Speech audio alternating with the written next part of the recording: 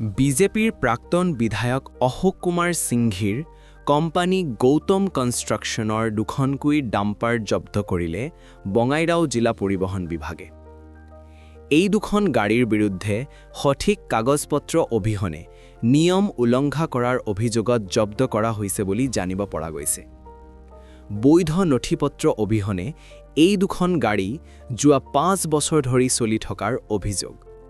পিছে বঙাইগাঁও পৰিবহণ বিভাগে জব্দ কৰা এই দুখন গাড়ী জব্দ কৰি বৰ্তমান বঙাইগাঁও পৰিবহণ বিষয়াৰ কাৰ্যালয়ত ৰাখিছে জিলা পৰিবহণ বিভাগে।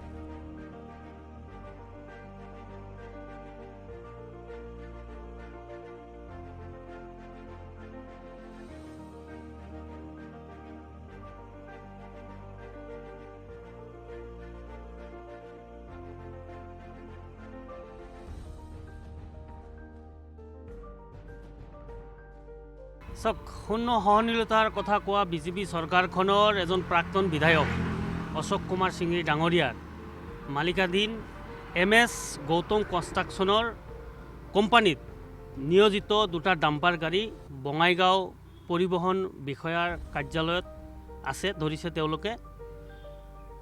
পৰিবহণ বিষয়াক এই কাৰ্যক আমি আদৰণি জনাইছোঁ।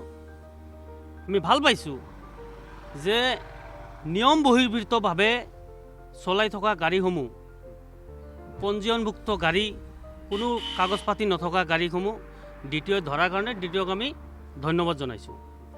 আৰু বিজেপি চৰকাৰখনৰ বিষয় প্ৰাক্তন বিধায়ক হোৱাৰ কাৰণেই তেওঁৰ গাড়ীসমূহ এনেকৈ চলে নেকি? আজি আমি যিখিনি খবৰ পাইছোঁ, আমি যিখিনি চাইছোঁ, আজি 5 বছৰে এই গাড়ীসমূহৰ একো কাগজ আপ টু ডেট নাই। তাৰ পিছতো গাড়ীসমূহ ৰোডত কেনেকৈ চলি আছে, এইটো আমাৰ প্ৰশ্ন। না বিজেপি দলৰ নেতা হোৱাৰ কাৰণেই তেওঁৰ গাড়ীসমূহ এনেকৈ চলি আছে। আৰু সাধাৰণ মানুহৰ এটা এদিনৰ ডকুমেণ্টছ ফেল হ'লেই সেই গাড়ীসমূহ জব্দ কৰে, কিন্তু 5 বছৰে আপোনাৰ ডকুমেণ্টছ নথকা গাড়ীটো কেনেকৈ ৰাস্তাত চলি আছিলে।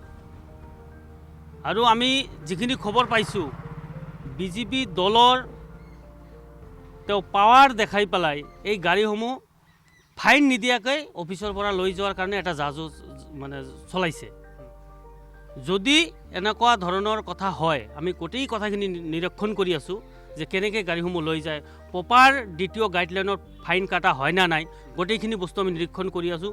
সঁচাকৈ যদি বিজেপি দল বা চৰকাৰৰ বা কোনো বিষয়াৰ আশীৰ্বাদত যদি অশোক কুমাৰ সিংঘি ডাঙৰীয়াই যদি গাড়ীটো উলিয়াই লৈ যায়, ইয়াৰ ওপৰত বা বঙাইগাঁও দ্বিতীয়ৰ ওপৰত তেওঁক আমি ধন্যবাদ দিছোঁ। কিন্তু হয়, কিন্তু যদি কোনো চৰকাৰী বিষয়া বা চৰকাৰৰ দমত যদি গাড়ীটো ওলাই লৈ যায়, দ্বিতীয়ৰ এগেইনষ্টত কিন্তু আমি আইনী ব্যৱস্থা গ্ৰহণ কৰিম, এইটো স্পষ্ট কথা। যাৰ কাৰণে বঙাইগাঁও দ্বিতীয়ক আমি ধন্যবাদ দিছোঁ, লগতে অনুৰোধো জনাইছোঁ যে এই গাড়ীসমূহ প্ৰপাৰ ফাইন কাটাৰ পিছত যাতে লৈ যায়, নহ'লে দ্বিতীয়ৰ এগেইনষ্টত আমি কিন্তু আন্দোলন কৰিবলৈ কিন্তু বাধ্য হ'ম।